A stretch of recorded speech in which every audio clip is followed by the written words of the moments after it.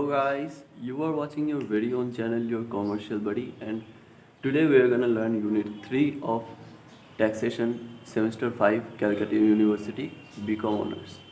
Okay, so basically this unit contains 5 marks question, right? Total marks of question coming from this unit will be of 5 marks, right? And this is unit 1 of indirect tax or unit 3 of taxation. So without any further delay, let's get started.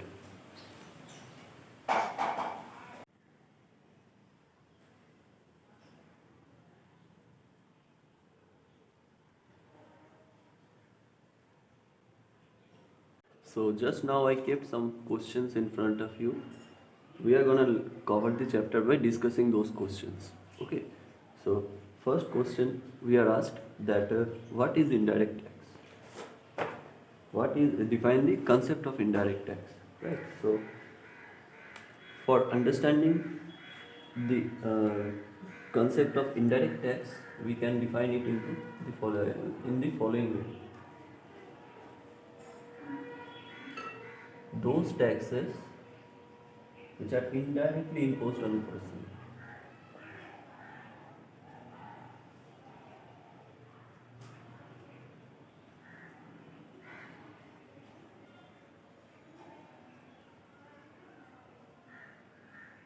Right. Those taxes which are indirectly imposed on a person. That means indirectly imposed means which are not directly deducted from their income. Whenever they purchase any goods or service, then they have to pay that tax, right? If they do not want to purchase any particular commodity, they do not have to pay tax. So this is the concept of indirect tax, right? Some examples of indirect taxes: excise duty, customs duty, sales tax, etc. Okay, so these are some of the examples of indirect taxes. We have, see, taxation is a chapter which we have experienced in real life, right? Unlike mathematics or accounts, which we have not seen any implications of them right now, till now, but in taxation is a chapter which we have seen practical implications of, right? In various places, like for example, when we went to Domino's and saw that for buying a 60 rupees pizza I have to pay 40 rupees tax, and we were like, oh my god. So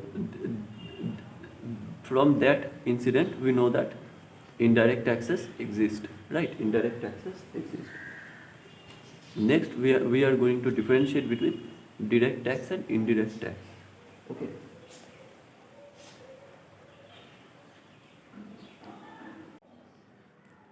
The differentiate between the direct tax and indirect tax is an age-old concept.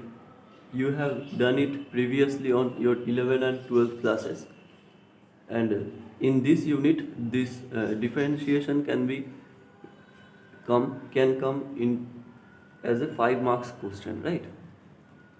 So let's differentiate between direct tax and indirect tax. First point of differentiation is definition, right? So direct tax is imposed directly onto the taxpayer, right? Directly onto the taxpayer. I explained you how it is to be paid directly by the person earning, and indirect tax is imposed indirectly on the taxpayer, right? So the indirect taxpayer is collecting tax from other person and then submitting those taxes.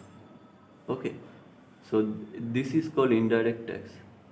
Next, burden of tax. Burden of tax means the actually tax paying is considered as a burden because it is an excess of expense, right? It is an excess expense which is mandatory and which cannot be avoided. So that is why it is considered as burden. So taxpayer is required to bear the burden of tax, right? Taxpayer is required to pay the burden of tax. So, we know that suppose the serviceman earns rupees X amount of money, and from that X amount of money, his income tax is deducted, right? So, income tax is, or indirect tax is, direct tax is deducted from directly from the income of the taxpayer. But in case of indirect taxes, taxpayer shifts the burden of tax on another person, right? For suppose those who provide us with goods and services, for example hotels, they have to pay indirect taxes to the government, but do they pay those taxes from their own pockets? No, definitely not. They collect those taxes from the persons who take their goods and services, right? So shifts the burden of tax on another person. So basically, a, uh, an individual has to pay direct taxes as well as indirect taxes. Direct taxes he has to pay whenever he earns, and the indirect tax is imposed on him when he buys some goods and services. Right. Next is nature of tax. Well, nature of tax collected by way of living, income tax, professional tax, etc. Right. Direct tax is collected by way of living, income tax, professional tax, etc. Simple. But in case of indirect tax, collected by way of living, sales tax, VAT, GST, etc. Okay.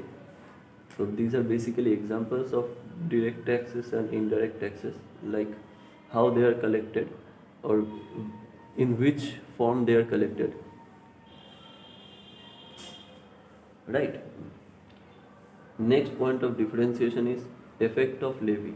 Now, in this point we are to explain the after effects after levying, right? Levying the tax. In case of direct tax, net income of taxpayer is decreased, right? A person earns 10,000, out of which he pays tax 2,000. So his net income becomes 8,000, right? Similarly, cost of goods and services increases in case of indirect taxes. Suppose a person sells a particular good at rupees 10, right? And GST on it is rupees 5.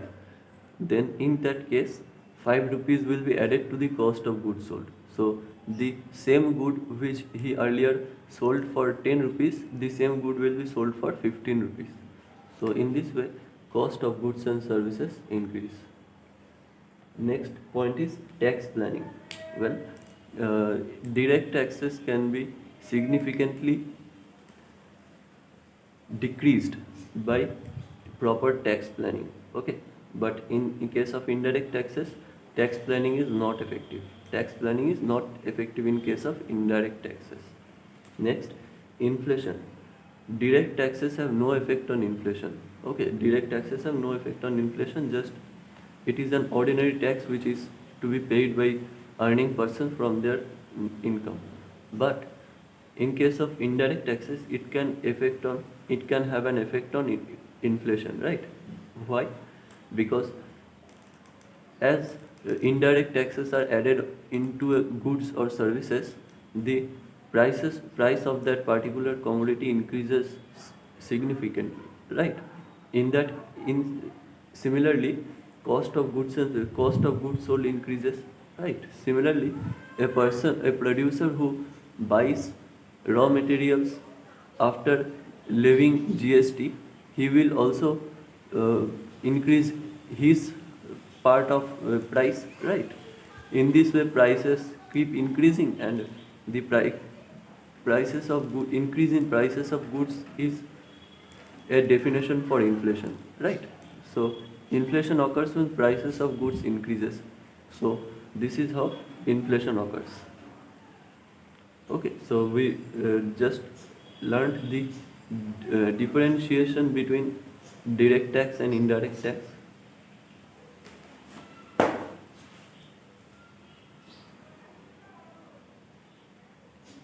Next, we are asked to explain the concept of GST and structure and type of GST.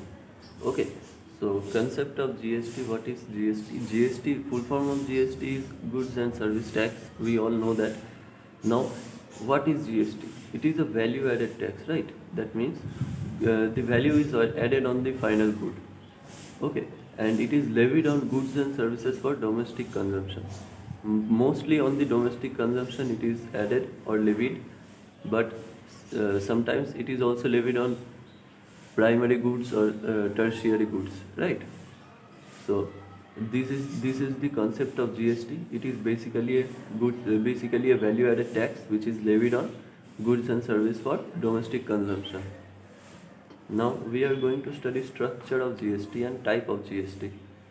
Both are similar concepts, structure of GST and type of GST. So goods and services produced can be broadly categorized into two parts. One is intrastate and second one is interstate. Now all those goods supplied, either they are see the goods produced are supplied to a particular place before they are sold, right? So that supply we are taking here. So that supply can be categorized into two parts. Either the supplies are intrastate or interstate. Now, what is intrastate supply? Intrastate supply are those supplies which occur within a state, right? Within a state or within a district or within union territory. Now, within intrastate supply, there are three kind of GST. First is CGST, which is central GST. Second one is SGST, or state GST, and third one is UTGST, right? UTGST. Now, this CGST is a mandatory part of this intrastate supply, which is a part of the total tax which the state government has to submit with the central government. And this SGST and UTGST are similar concepts. Just SGST is for states and UTGST is for union territories, right? SGST full form is State Goods and Service Tax, and UTGST full form is Union Territory Goods and Service Tax. And second broad category can be interstate GST or IGST, right? IGST full form is Integrated GST.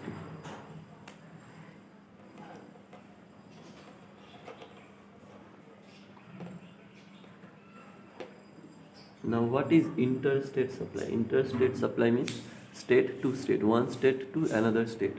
Goods produced in one state and supplied to another state, that is called interstate supply. Now, in case of interstate supply, one particular tax is imposed, that is integrated GST, which is a combination of all these GSTs, right? So basically that's it.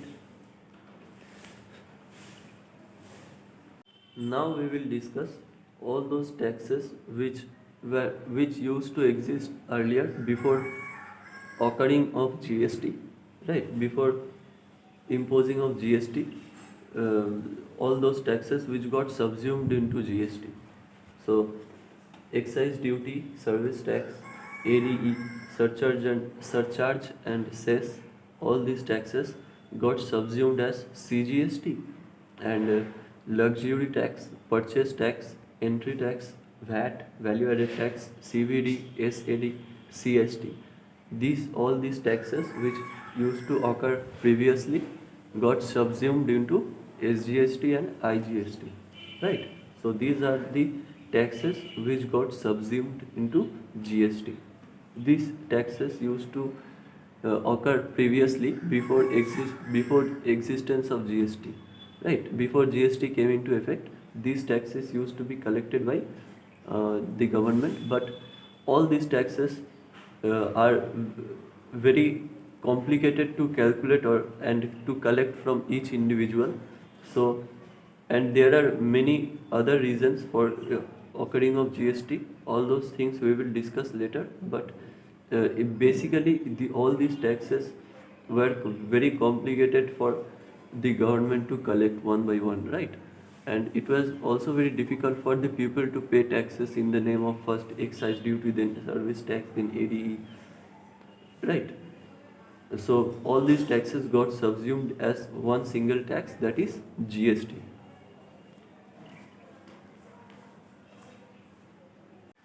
Now we are going to discuss these concepts SGST, CGST, UTGST and IGST briefly, right? So first of all, SGST. SGST stands for State Goods and Service Tax, which is a component of GST. Second point, it is levied and collected by respective state government, right? As its name suggests, it is collected by state government. On which kind of supply? On intra-state supply. Now this is a point to remember. It is collected on intra-state supply. That means within state supplies. Next is CGST. Well, CGST stands for Central Goods and Service Tax, which is a component of GST. It is levied and collected by the central government, as the name suggests, and it is also collected on intra-state supplies. Next is UTGST, or Union Territory Goods and Service Tax. It is levied and collected by respective union territory, and it is levied on intra-state supplies. Same, right? Intra-state supplies, that means within state supplies. Next is, and the last concept here is IGST, that means Integrated Goods and Service Tax, which is levied on interstate supplies, and revenue is shared between state and central government, right? It is levied on interstate supplies. This is an important point to remember, interstate supplies. So Integrated Goods and Service Tax is levied on interstate supplies. That means one state to another state supply, and its revenue is shared between state and the central government in certain fixed ratio, right? In fixed ratio.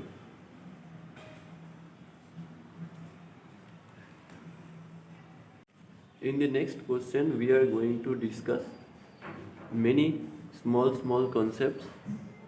First among them is aggregate turnover, right? So aggregate turnover is defined in section 2 subsection 6 of the GST Act, which defines aggregate turnover as the aggregate value of all taxable supplies, including exempt supplies, and all the exports of goods and services, all kind of exports of goods and services, and interstate supplies, right?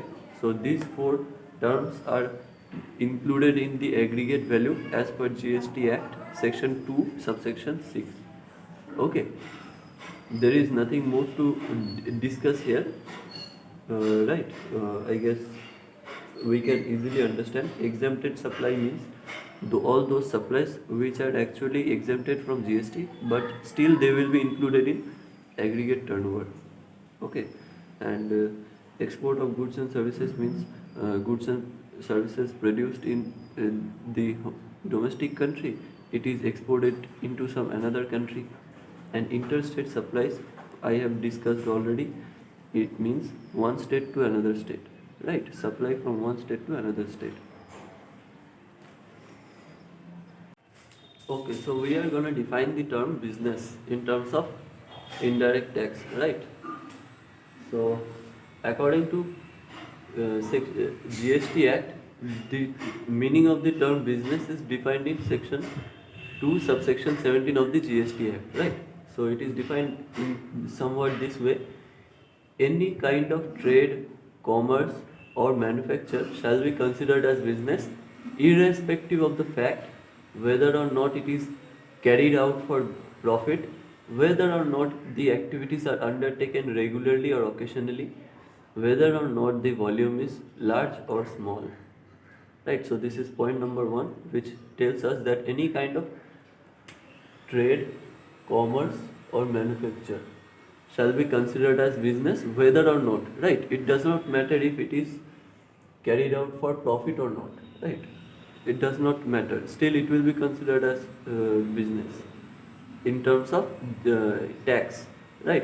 Next sub point is whether or not the activities are undertaken regularly or occasionally, right? Suppose a person does a commercial activity for, suppose, one single day, right? He finds an opportunity and he works on that opportunity he only works one day, but still according to taxation point of view, that activity will be considered as business activity. Okay. Then whether or not the volume is large or small, right? It does not matter if the supply taken place is of a small volume or a big, or some supply of a big volume, it will still be considered as business, right?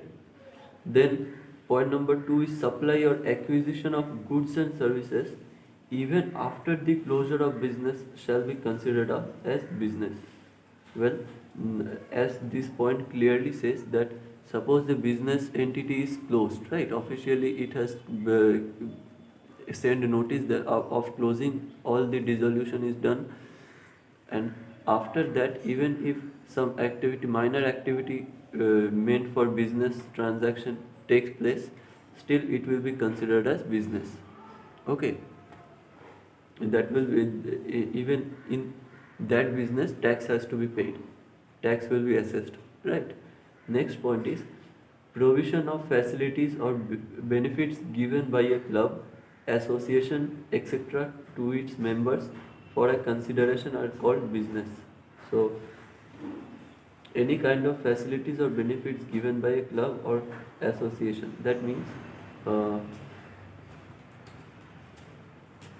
benefits given by a club to its members.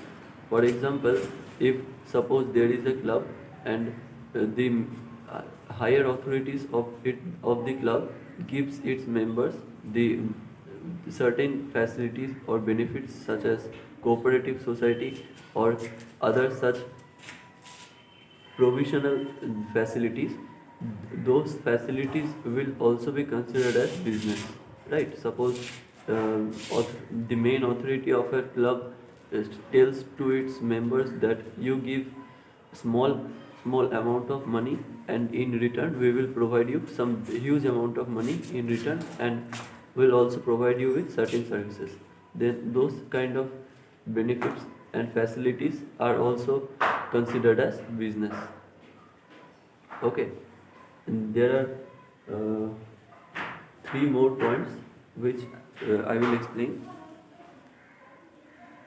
These are the last 2 points in terms of business while defining business according to section 2 subsection 17 of the GST Act. Wager is included in business, right?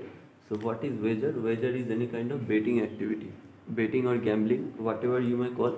It is called wager in terms of taxation language, right? So it is included in business. Suppose the person gains from any lottery or betting activity or horse race, such activities will be considered as business. And the last point is services provided by a professional person as the holder of an office are considered as business.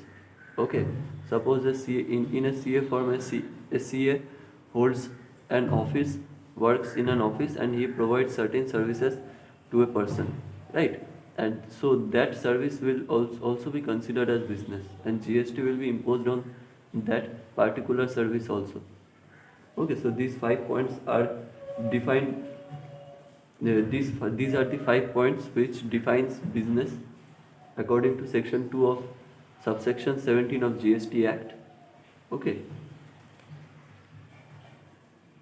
Next, I will explain the capital goods. Now, capital goods is defined in section 2 of subsection 19 of GST Act, and capital goods may be defined as those goods the value of which is capitalized, right? So basic definition: goods the value of which is capitalized, or capitalized means which are used for business, right? Which are used for business. Goods the value of which is capitalized in the books of accounts of the person claiming income tax credit, input tax credit, right? So input tax credit is a concept I will discuss later. Just for now, I want you to remember this definition: in the books of accounts of the person claiming input tax credit, which are used or intended for use in the course of furtherance of business, right? So basically capital goods are those goods the value of which is capitalized or monetized, right? Which the entry of those goods should be in the books of accounts of the person claiming input tax credit, and those goods should be intended for use in the course of furtherance of business, or for uh, continuing the business further, right? So this is defined as capital goods. Easy definition. And next concept I am going to discuss is casual taxable person.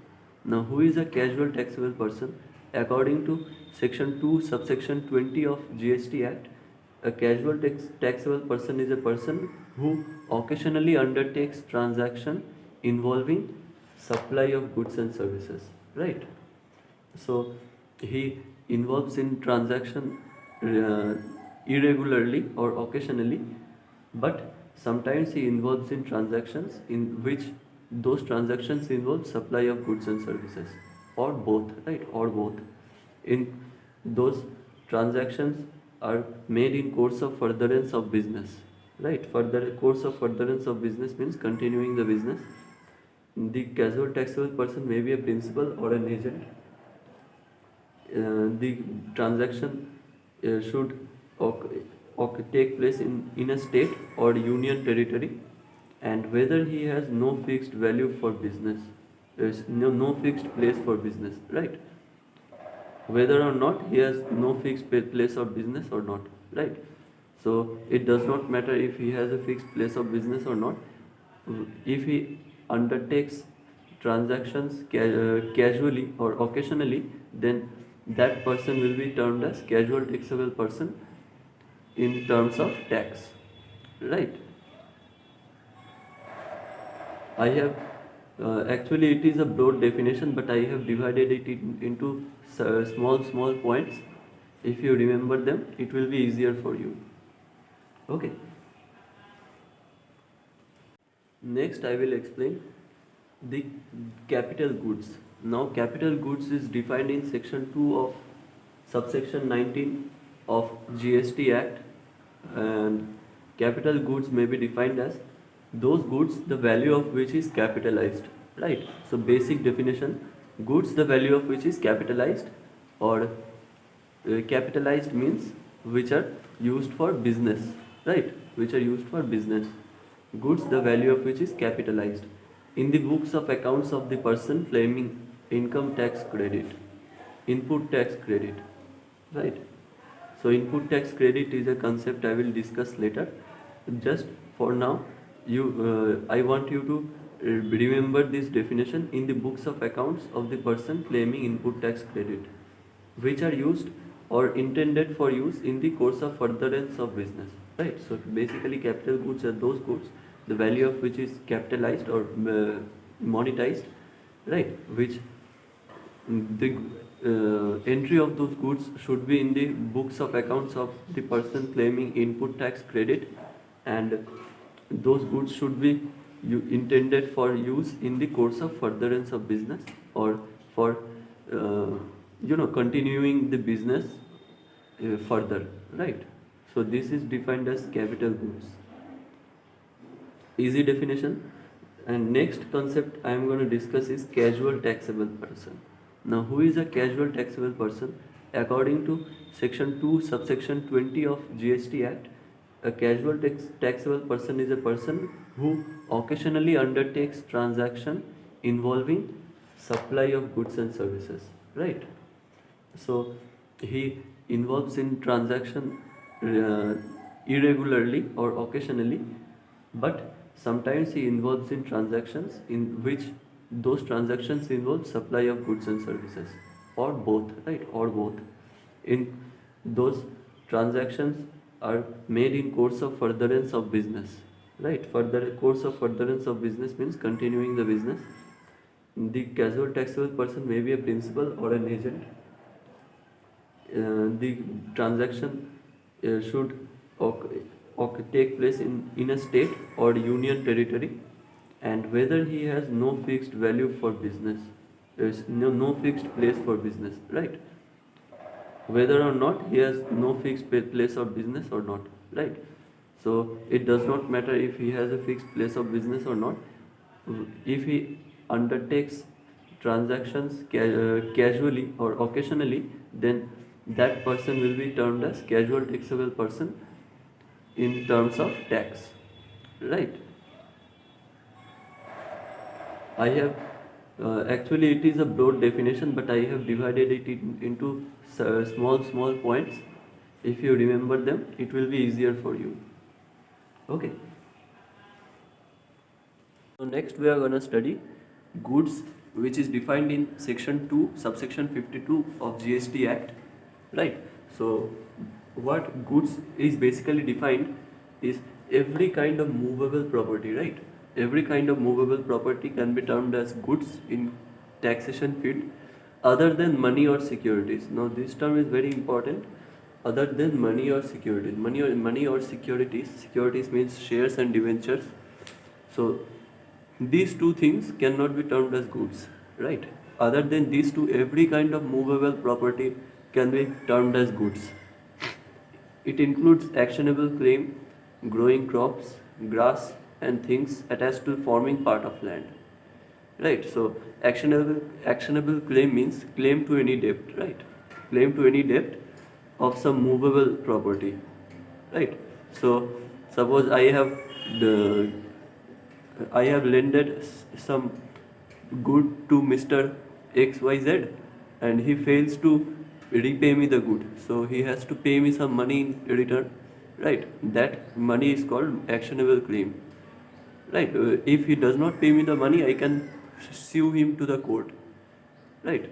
So something like that is called actionable claim. Then growing crops before suppose farmers grow crops into a field, right? So those crops can be termed as goods. Then grass and things attached to forming part of land. Even simple grass which are grown into field, which gets automatically grown into fields, those are termed as goods, right? And last point, which are agreed to be severed before supply or under a contract of supply, right? So it is clearly written which are agreed to be severed before supply. Severed means separate, right? So before the supply takes place, those goods have to be severed from the place, right? So before selling the crops, the farmer have to separate them from the field, right? Separate them from land.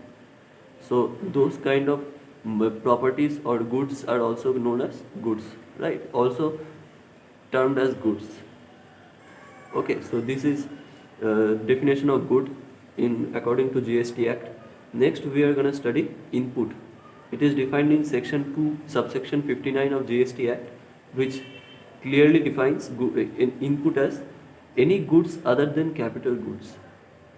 Okay, any goods other than capital goods used or intended to be used by a supplier, right, in the course of furtherance of business. So input means any goods other than capital goods.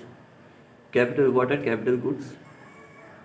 Tell me, if you recall, capital goods are those goods the value of which is capitalized, right? This we studied. Used or intended to be used by a supplier.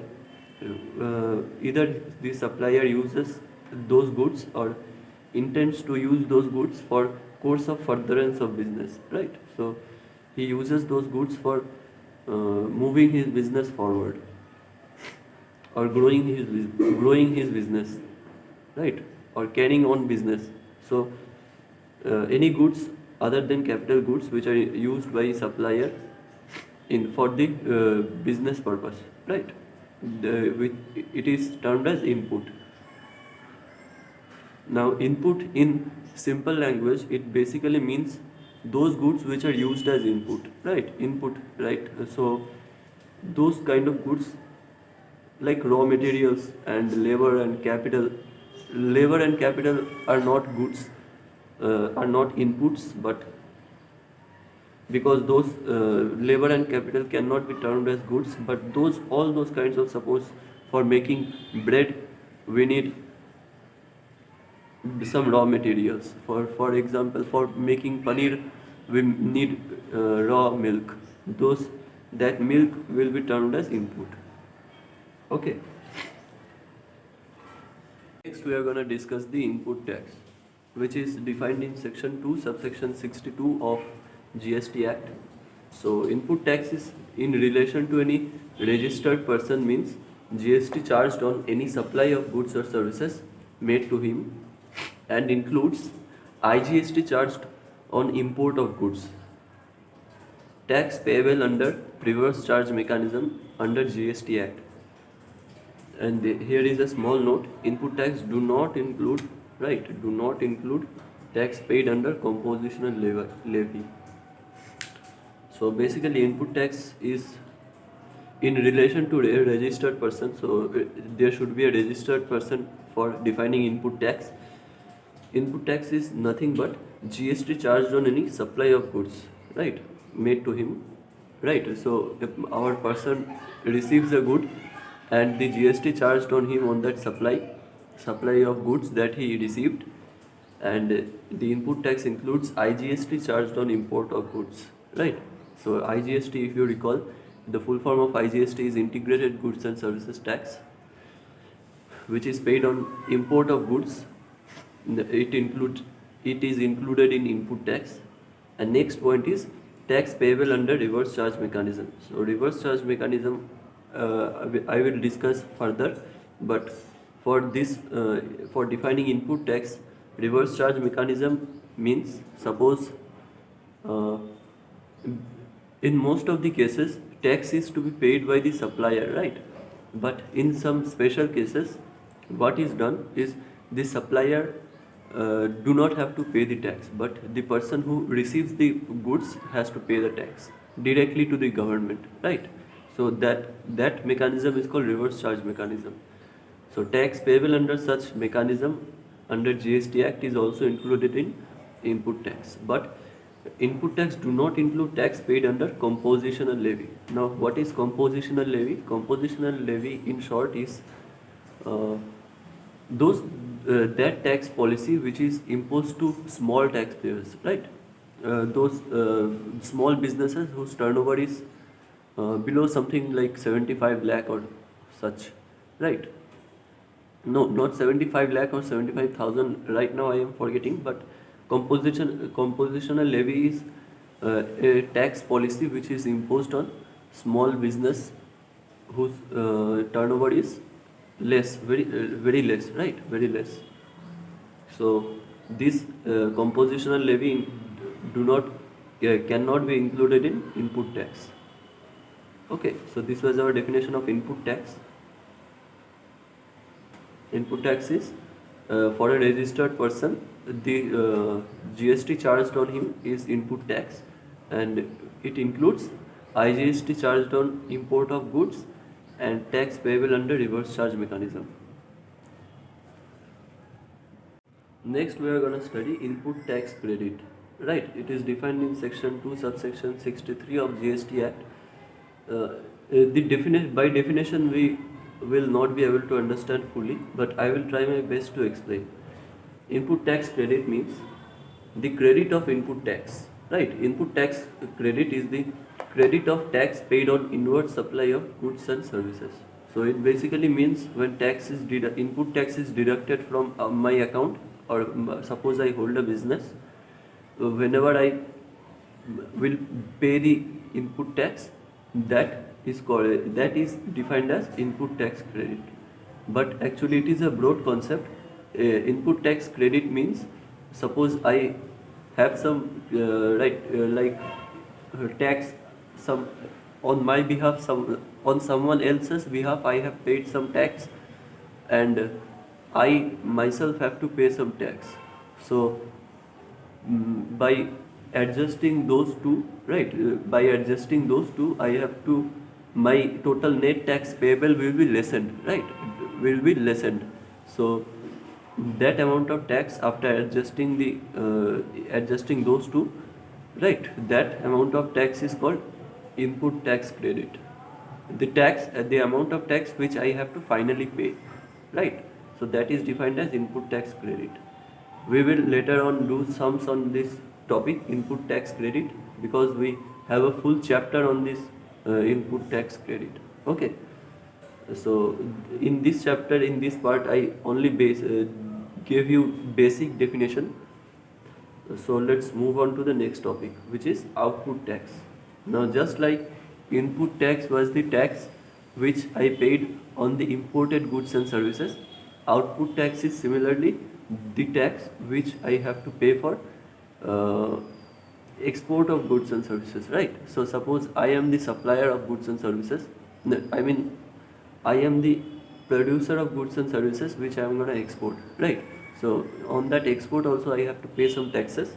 So that tax will be called as output tax. Now let's see what is written in the definition. Output tax is defined in section 2 of subsection 82 of GST Act.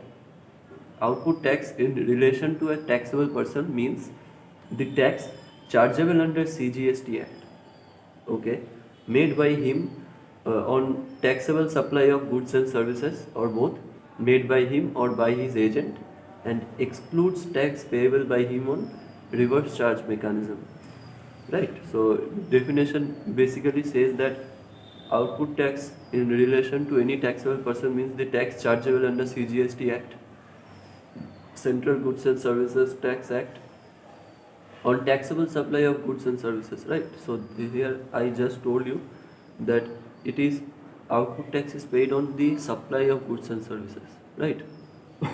It is paid by the supplier on taxable supply of goods and services made by him or by his agent.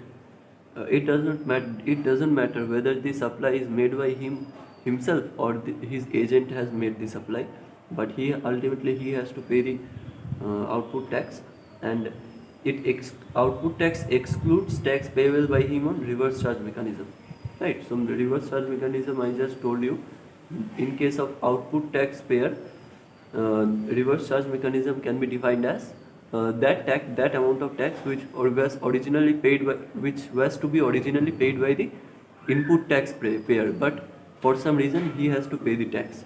So that kind of tax will not be included in the output tax, right? So next we are going to discuss definition of a person, right? So person is defined in section 2 of subsection 84 of GST Act, and it includes an individual, right? An individual, or every individual is can be termed as person. Then HUF or Hindu undivided family. Then a company, a firm, a limited liability partnership or LLP, an AOP or association of persons, or BOI. BOI, I am forgetting the full form of BOI right now, but BOI more or less means the same as AOP, right? So whether it is incorporated or not, it will be included as person. Association of person, it will be included as a person. A government company. A government company whose more than 51% share is in hands of the government. Then a cooperative society. That those kind of society which are uh, mainly established for the benefit of its members, right?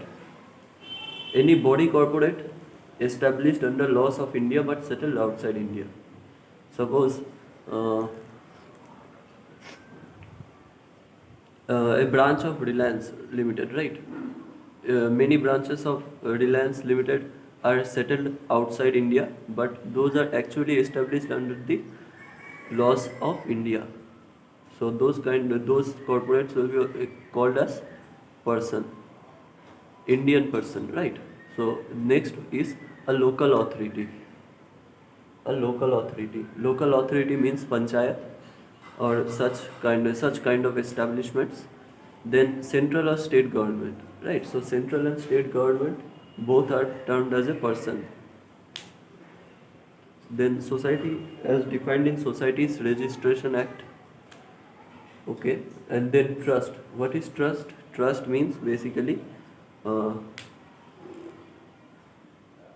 how can it be defined? Trust means some kind of, you know, some kind of establishment made by two parties in which one party gives the authority to another party to hold assets of some third party, right? Suppose I am investing some money into a company, right? So at that company is giving my asset to some another company, which is ultimately investing in some areas and giving me my money in excess of the original principal money, right?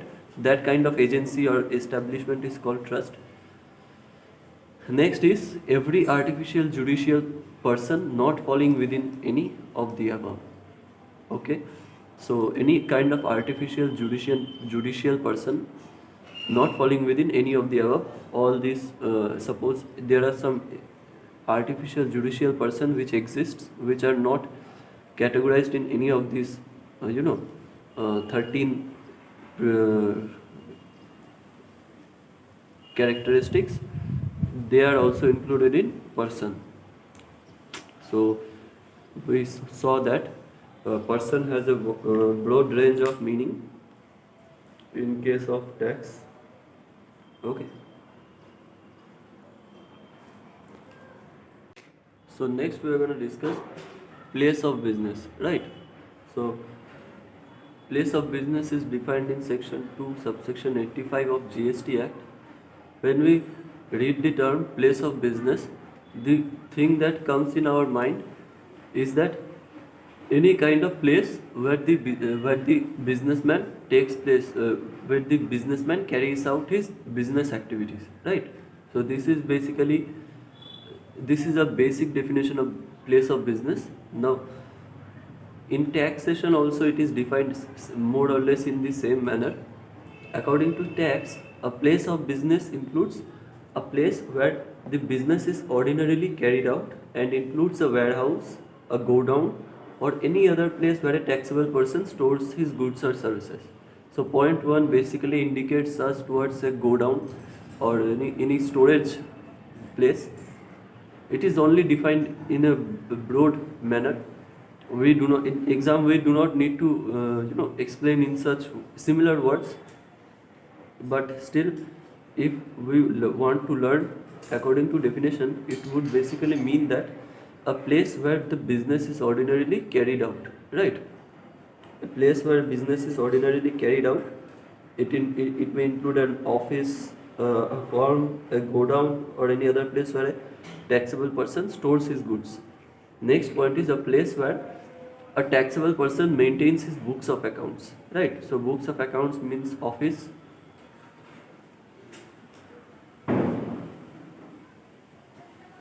And then a place where taxable person is engaged in business through agent or by whatever name called, right? It can whatever name called, it may be a factory, it may be an office, it may be a godown, right? Basically any place where business takes place, it is termed as place of business, right? Easy definition. Next we are going to define a registered person, right? So registered person is defined in section 2 subsection 94, and registered person means a person who is registered under section 25 of the CGST Act. And registered person, right?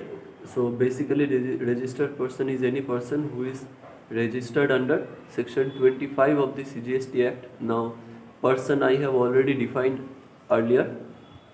And second point is does not include a person not having an unique identification number, right? So every person who gets himself registered according to section 25 of the CGST Act, he or she is given with a unique identification number. So our second point basically explains that any person not having a unique identification number is not included in a registered person, right? So this is what registered person is. So next we are going to discuss services, right? So services is defined in section 2 of subsection 102 of GST Act, and services means the following: anything other than goods, money and securities, right? So services basically means anything other than goods, money and securities. Other than these three terms, whatever comes to your mind can be termed as services, right? And here is one special point: facilitating or arranging transactions in money or securities included in services, right? So money directly itself do not come into services, but any transactions of money or facilitating money can be termed included in services, right? I will give you an example to clarify this. And next point is includes conversion of money from one form to another in exchange for some consideration. So for meaning of first point is, I already told you, anything other than goods, money and securities. And the special meaning of special point is, uh, for example,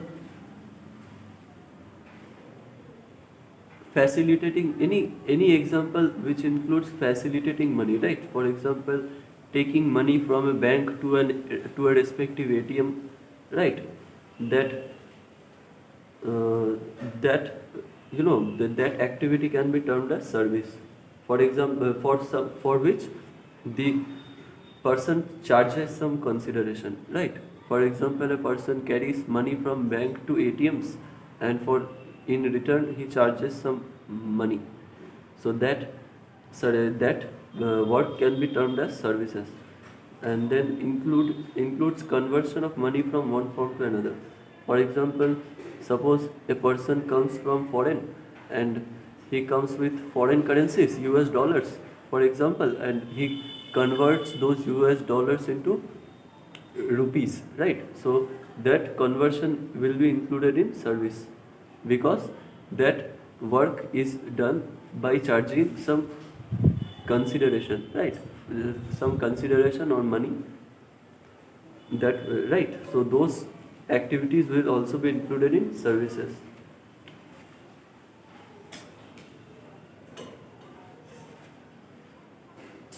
Next, we are going to discuss a taxable person. According to section 2 subsection 107 of GST Act, a person is a taxable person is a person who is registered or liable to be registered under section 22 or 24 of the CGST Act, right? Simple definition, nothing to explain. Okay, so this is what taxable person means. Next, we are going to discuss turnover in state and union territory, which is defined in section 2 subsection 112 of GST Act, and it basically means the aggregate value or total value of taxable supplies, exempt supplies, export of goods and services, and interstate supplies, right? So aggregate value of the turnovers of taxable supplies, exempt supplies, export of goods and services, and interstate supplies. I have explained all these terms, meaning of all these terms. So you can refer to you can forward some part, and you will see I have explained all these terms. And next, now I discussed what it includes. Now there are certain things which turnover, this definition turnover in state and union territory excludes, and it excludes central tax, state tax, union territory tax, and integrated tax and cess, right? So these are some of the tax, not some of the tax, these are the taxes which are excluded while calculating turnover in state and union territory, right? So this completes our chapter or first unit, which was basic concepts of indirect tax and overview of GST.